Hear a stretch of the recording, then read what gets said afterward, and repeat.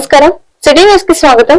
ఈనాటి వార్తా విశేషాలు. విజయవాడ గాంధీనగర్ ప్రెస్ క్లబ్ లో న్యూ డెమోక్రసీ రాష్ట్ర కమిటీ అధికార ప్రతినిధి పి ప్రసాద్ ఆధ్వర్యంలో జరిగిన రౌండ్ టేబుల్ సమావేశంలో వామపక్ష నాయకులు, హక్కుల సంఘాల ప్రతినిధులు పాల్గొన్నారు. పోలారి అక్కినేని వనిజ, చిలక చంద్రశేఖర్, భాస్కర్ రావు, శంకర రాజేంద్ర ప్రసాద్, రాజేష్ తదితరుల ఉవాచన ప్రకారమే ఈ రోజు సుప్రీంకోర్టు చీఫ్ జస్టిస్ జీవీఆర్ గవాయిపై జరిగిన దాడిని వ్యక్తిగత పరిణామంగా కాకుండా భారత రాజ్యాంగం మరియు న్యాయ వ్యవస్థపై జరిగినదిగా భావిస్తున్నామని వెల్లడించారు. సభ్యులు ఇదే దళాలతో మతవర్గాల మధ్య కలకలం సృష్టించడానికి అవసరమైన కుట్రలున్నట్టు ఈ అంశంపై ప్రజా చైతన్యాన్ని పెంచి వ్యతిరేక ఉద్యమాలు చేయాలని పిలుపునిస్తామని తెలిపారు.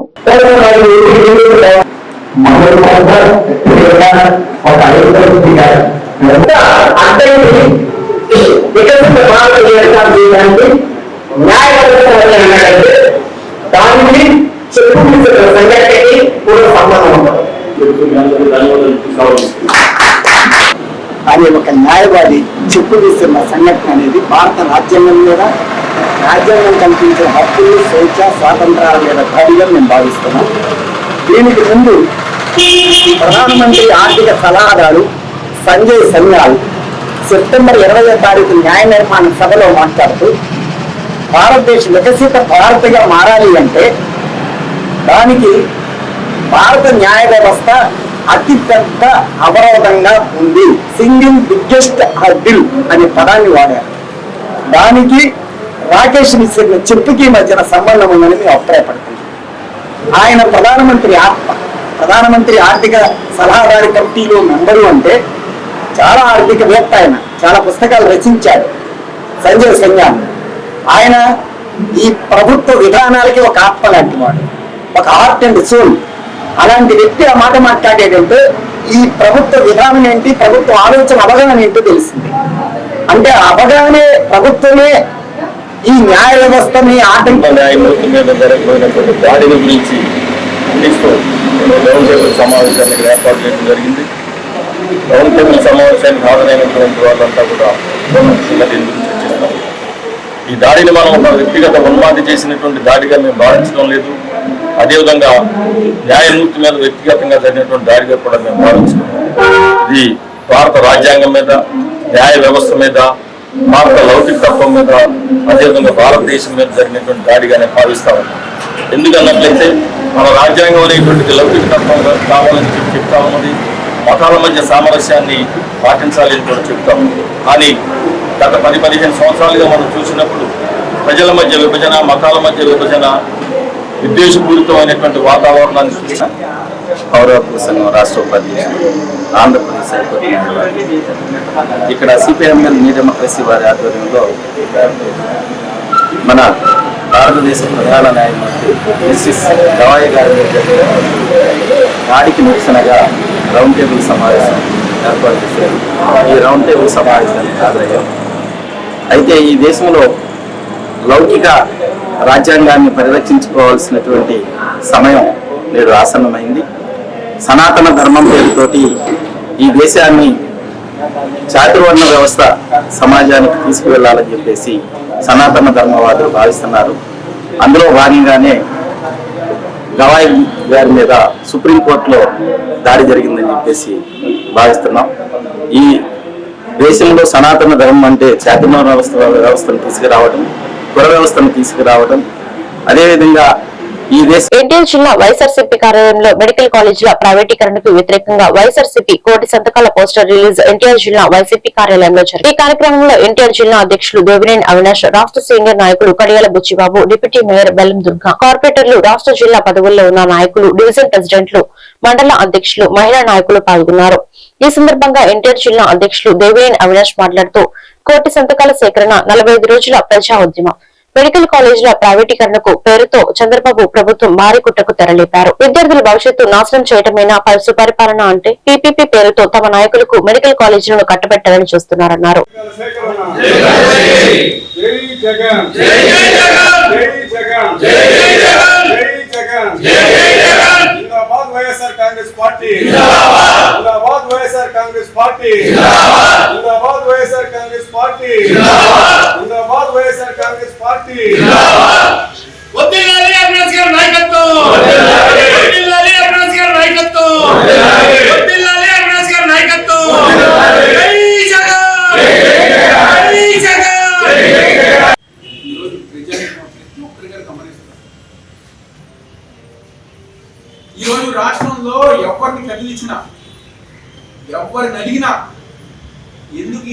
ప్రభుత్వం మేము ఓటేసామా, ఎందుకు మాకు ఈ కష్టాలు మాత్రం మేమే పొందించుకున్నామని చెప్పి ప్రతి ఒక్కరు ఈరోజు మన మీద గొప్పగా ఆటో సోదరులకి 15,000 రూపాయలు వేస్తున్నామని చెప్పారు. పాపం మా ఆటో సోదరుని కనుక్కుంటే ఏ ఒక్కరికైనా సభ్యులుగా డబ్బులు తల్లికి వందనం అని చెప్పని మా నాయకులు చేసిన కార్యక్రమం, అమ్మఒడి కార్యక్రమాన్ని మీరు పేరు మార్చి ప్రజానికంలోకి వెళ్ళినా ఆ రోజు మా నాయకులు డబ్బులు వేశారంటే ఆ డబ్బులు 15,000 అలాగే వచ్చింది. కానీ ఈరోజు పాపం తల్లులు బాధ 5,000 ఒకరికి 6,000 10,000 వైఎస్ఆర్ కాంగ్రెస్ పార్టీ ఒక ఆందోళనలో రాష్ట్ర ఏదైతే వైఎస్ఆర్ కాంగ్రెస్ పార్టీ పిలుపునిచ్చిందో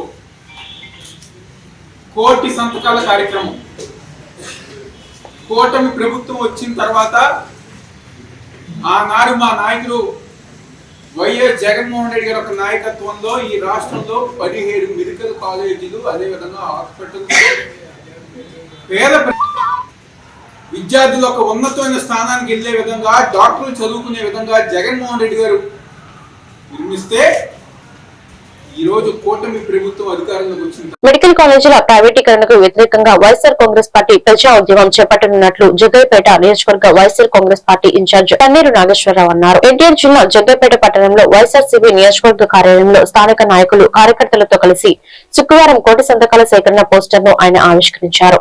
ఈ సందర్భంగా ఆయన మాట్లాడుతూ కూటమి ప్రభుత్వం ప్రజా ఆరోగ్య రంగాన్ని పూర్తిగా దెబ్బతీస్తుందని అన్నారు. ఇప్పటికైనా రాష్ట్ర ప్రభుత్వం పునరాలోచన చేసి మెడికల్ కాలేజీల ప్రైవేటీకరణ నిర్ణయాన్ని వెనక్కి తీసుకోవాలని ఆయన డిమాండ్ చేశారు.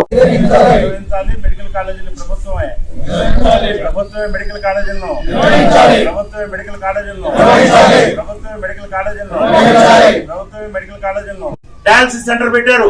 ఈ రాష్ట్రంలో వైద్యం గురించి, పేదవాడి వైద్యం గురించి ఆలోచించిన వ్యక్తులు ఎవరైనా ఉన్నారు అంటే మొట్టమొదటిగా గుర్తొచ్చే పేరు వైఎస్ రాజశేఖర రెడ్డి గారు, రెండో పేరు వైఎస్ జగన్మోహన్ రెడ్డి గారు అని చెప్పి ఘంటాపథంగా మేము తెలియజేస్తూ ఈ యొక్క కోటి సంతకాల సేకరణ కార్యక్రమం ఏదైతే ఉందో దీన్ని దిగ్విజయంగా వైఎస్ఆర్ కాంగ్రెస్ పార్టీ శ్రేణులు, నియోజకవర్గంలో ఉన్న 70 గ్రామాలు, అలానే పట్టణంలో ఉన్న 31 వార్డులు కూడా అందరూ కూడా సమిష్టిగా ఏదైతే మనకి ఇచ్చిన 50,000 సంతకాల సేకరణ ఉందో దానికి కూడా ఇంకా దాటి మనం అందరం కూడా ప్రజానీకం దగ్గరికి వెళ్లి ప్రైవేట్ కాలేజీలు ప్రభుత్వ పరం అవ్వకూడదు, ప్రభుత్వం అని మనం గట్టిగా నిలదించి మరి యొక్క ఒకవేళ ప్రభుత్వ కాలేజీలు ప్రైవేట్ పరం అయితే జరిగే నష్టాలను ప్రజలకు వివరించి మరి సంతకాల సేకరణలో ప్రజలందరూ కూడా వైఎస్ఆర్ కాంగ్రెస్ పార్టీ శ్రేణులందరూ కూడా విస్తృతంగా పాల్గొని ఈ యొక్క కూటమి ప్రభుత్వం, నిద్రపోతున్న కూటమి ప్రభుత్వాన్ని మేల్కొల్పాలని చెప్పి ఈ సందర్భంగా నేను ప్రజలకి, వైఎస్ఆర్ కాంగ్రెస్ పార్టీ శ్రేణులకి పిలిపిస్తా ఉన్నా. విజయవాడ ఇంద్రకీలాద్రిపై కొలువై ఉన్న శ్రీ అమ్మవారి ఆలయంలో శుక్రవారం సంకటహర చతుర్థిని పురస్కరించుకుని ప్రత్యేక పూజలు నిర్వహించారు. ఆలయ కార్యనిర్వహణాధికారి వికే సీనానాయక్ దంపతులు పాల్గొని ఘనంగా పూజా కార్యక్రమం నిర్వహించారు. ప్రతి తెలుగు మాసంలో వచ్చే సంకటహర చతుర్థి రోజున శ్రీ గణేష్ మహారాజ్ కి ప్రత్యేక పూజలు నిర్వహించడం ఆనవాయితీగా వస్తోంది. విఘ్నేశ్వరుడికి ప్రత్యేక పూజలు, అభిషేకాలు, గణపతి హోమం అత్యంత వైభవంగా నిర్వహించారు. సంకటహర చతుర్థిని పురస్కరించుకుని భక్తులు లక్ష్మీ గణపతి ఆలయాన్ని సందర్శించి విఘ్నేశ్వరుని దర్శించుకున్నారు.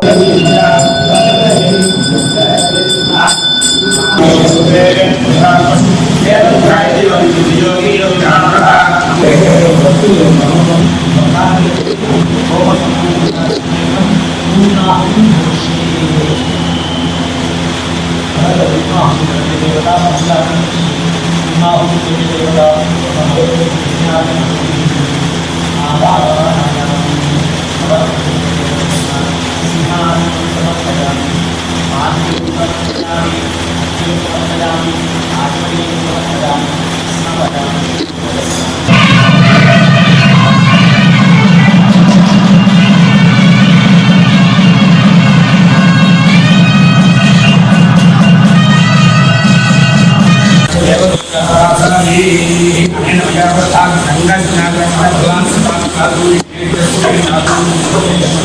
स्वस्ति मेधां यशः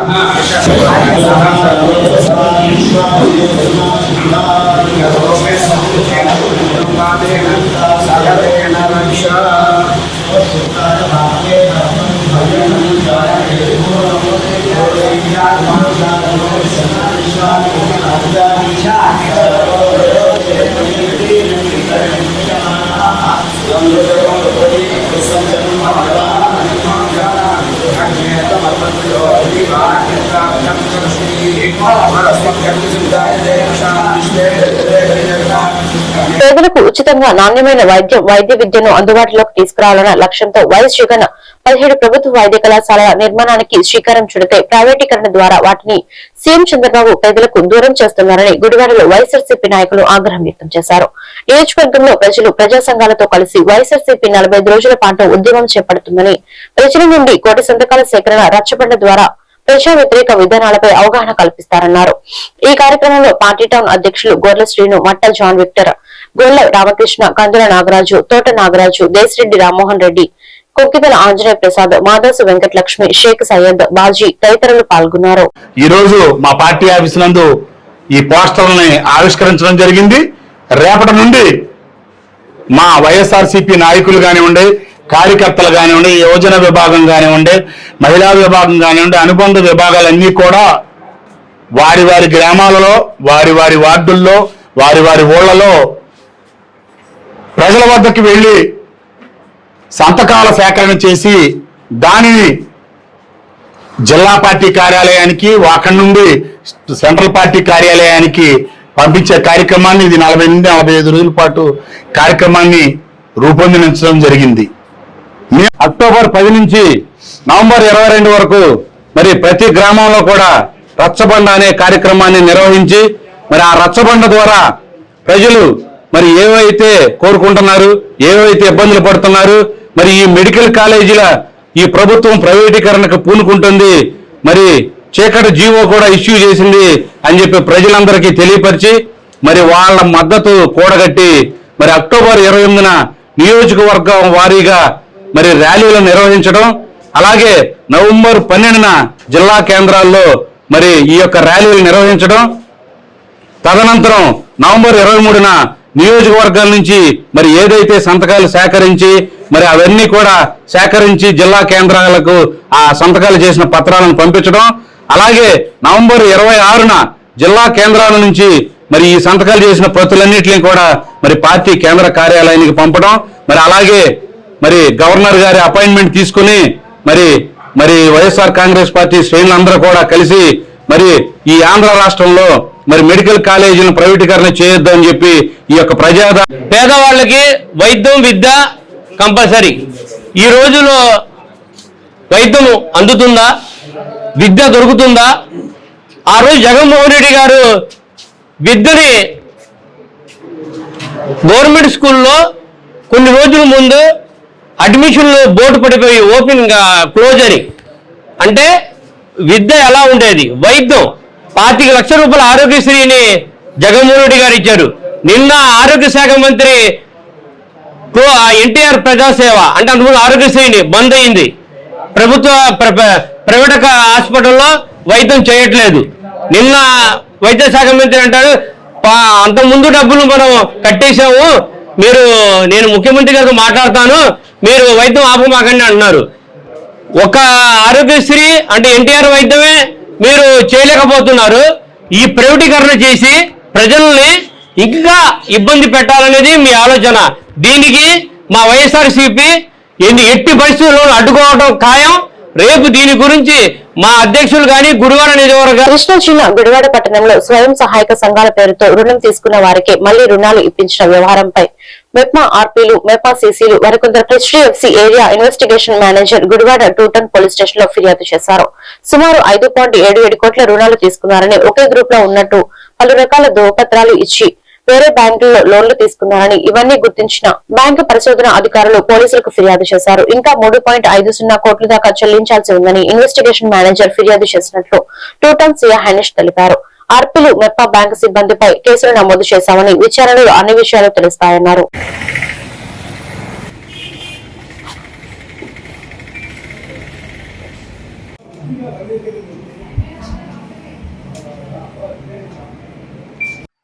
హెచ్డిఎఫ్సి ఏరియా ఇన్వెస్టిగేషన్ మేనేజర్ అయిన గోపాల్ గారి ఇచ్చిన రిపోర్ట్ మీద గుడివా 2 టౌన్ పోలీస్ స్టేషన్ నందు ఒక చీటింగ్ ఫోర్జరీకి సంబంధించిన కేసు ఒకటి రిజిస్టర్ చేయడం జరిగింది.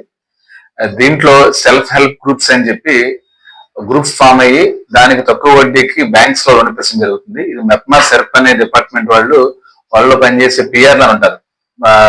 ఆ పిఆర్స్ అనేది దీంట్లో మనం వీళ్ళని ఎక్కువ వీళ్ళని అందరూ రిసోర్స్ పర్సన్స్ అని చెప్పి ఆర్పీలు ఉంటారు. ఈ ఆర్పీలు వీళ్ళందరినీ ఎవరైతే సెల్ఫ్ హెల్ప్ గ్రూప్స్ ఉన్నాయో ఈ గ్రూప్స్ నుంచి మనం తీసుకెళ్లి లోన్లు ఇప్పించి ప్రాసెసింగ్ చేస్తూ ఉంటారు. దీంట్లో మాకు ఇచ్చిన రిపోర్ట్ ప్రకారం ఈ గ్రూప్స్ అనాథరైజ్డ్ గ్రూప్స్ ఫామ్ చేసి యాక్చువల్ మెంబర్స్ యాక్చువల్ గ్రూప్స్ ఉన్నవి ఆల్రెడీ లోన్స్ తీసుకున్నారు. వీళ్ళు మళ్ళీ రీఆర్గనైజ్ చేసుకుని అనాథరైజ్డ్ గ్రూప్స్ ఫామ్ చేసి వీళ్ళకి మళ్ళీ లోన్లు ఇప్పించినట్టు ఆర్పీల మీద, తర్వాత ఏ అయితే లోన్లు తీసుకున్నారో ఈ జెన్యున్ గ్రూప్స్ అని చెప్పి మెప్మాలో పనిచేస్తున్న సీసీలు ఒక ఇద్దరు మీద, తర్వాత బ్యాంక్ ఎంప్లాయీ ఈ ప్రాసెస్ చేయాల్సి ఉంది ఆవిడ పాత్ర కూడా వెరిఫై చేయమని, తర్వాత సభ్యుల పాత్ర కూడా వెరిఫై చేయమని రిపోర్ట్ ఇవ్వడం జరిగింది. దీని మీద కేసు నమోదు చేయడం జరిగింది. దీని వచ్చిన మెరిట్స్ మీద దీన్ని ఫైనలైజ్ చేయడం జరుగుతుంది. 8 మంది ఆర్పీలు అండి. మొత్తం టోటల్ గా 5,70,00,000 వరకు తీసుకున్నారు. తీసుకున్న ప్రతి గ్రూప్ కూడా 3 సంవత్సరాల టైం అవుతుంటుంది. దాంట్లో 2023లో స్టార్ట్ అయింది, 2024 ఎండింగ్ వరకు ఇచ్చారు. అది 3 కోట్ల వరకు ఆల్రెడీ కట్టున్నారు. దీంట్లో రిమైనింగ్ అమౌంట్ టైం పీరియడ్ ఉంది కాబట్టి మరి ఫర్దర్ గా మరి కట్టాలో చూడాలి. ప్రెసెంట్ అయితే 3 కోట్ల వరకు కట్టారు, రిమైనింగ్ అమౌంట్ కట్టాల్సి ఉంది. ఈ మనకు మెరిట్స్ మీద ఫర్దర్ గా మీకు ఇన్వెస్టిగేషన్ చేయడం జరుగుతుంది. Thank you. ఈ వార్తలు ఇంతటితో సమాప్తం. మరొక బిల్డర్ మళ్ళీ కలుద్దాం. నమస్కారం.